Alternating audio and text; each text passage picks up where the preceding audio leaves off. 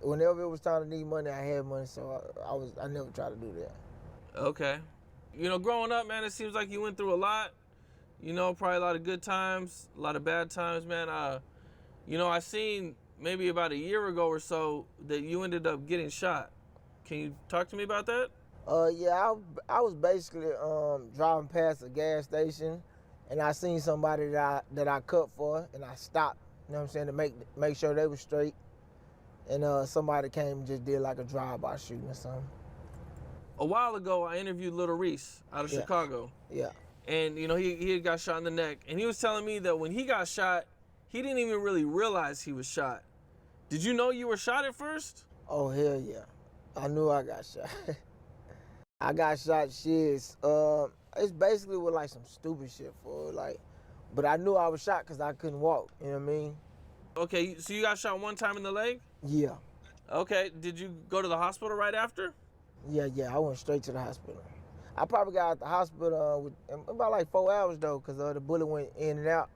So they just cleaned me up, wrapped me up, and sent me on by my way. So you go straight to the hospital, and do you have any surgeries or anything? Nah, the bullet went straight in and out. They just cleaned it up and wrapped me up, and I left. I believe you said in a previous interview that this was your first time being shot, but it probably wasn't your first time in a life or death situation. What did that bullet feel like when it first hit you? What were you thinking? I basically more so was on some like where it's coming from shit instead of anything else. Like trying to see where the attack was coming or how it was coming. You know what I'm saying? Defense wise, I wasn't thinking it. I knew I was all right if I could feel that motherfucker. You know what I'm saying? So everything else was about staying alive. Man, I mean, people get shot one time, Yeah. and they don't make it, man. So it's a blessing. Yeah, that wasn't nothing but God. But that's why I don't complain about it, because I lost people to that same type of shit. So I shouldn't even be talking about that. You know what I'm saying? Like that shit is like small talk to the shit that I done been through. Right, right. I hear you, man. For the person that's watching this, that's like, never been anywhere around bullets or anything, what did it feel like? I mean, you really didn't feel it. You know what I'm saying? You felt it afterwards. It's like I couldn't move my legs, so that's why I could feel it. But as in like the total pain, it really wasn't the pain. It really happened like fast, you know. So it really ain't nothing, but the after effect is what gonna catch you. Once you realize that you're gonna be okay and that everything's gonna work out, man, what are you feeling at this time? Are you mad? Are you angry? Are you just happy to be alive? No, I'm just happy to be alive. That's it. What was the first thing you did when you got released from the hospital? I went straight home. They had stole my earrings at the hospital, so I made a little video without my earrings, but that's about it. I had went home and started chilling. That's what's up. A lot of people get shot, man. I've interviewed people, and they say that, they think they're invincible after they get shot or when they go through a life or death situation. Did you ever have any of those moments? Nah. Hell no, I'm the same OG. Well, at what point did you start rapping? I probably started rapping. I used to always rap and freestyle and shit at the spot, but I started investing money in the rap probably like 2014. As you're rapping and you're progressing, are you putting music out at this time? Oh yeah, for sure. We put music out the whole time. It was never a dull moment. Okay, and what were some rappers who you looked up to and that you studied at the time?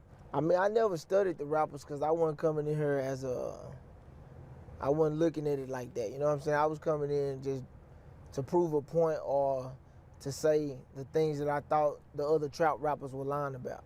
But I used to listen to, you know what I'm saying, Gotti, Gucci, Boosie, you know what I'm saying, shit like that. Cash Money, you know what I'm saying?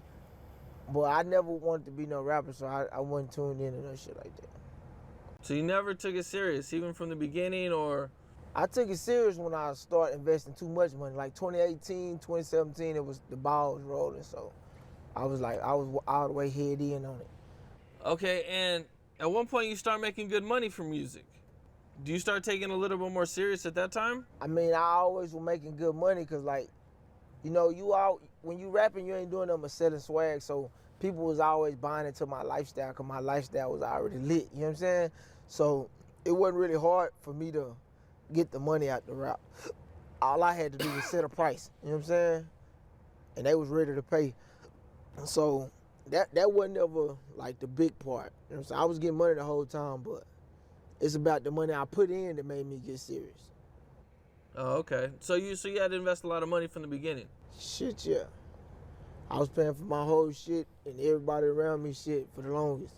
When did you start to meet everybody? You know, like the popular rappers that we know, Yellow Beezy, Go Yayo, Mo3, and everybody.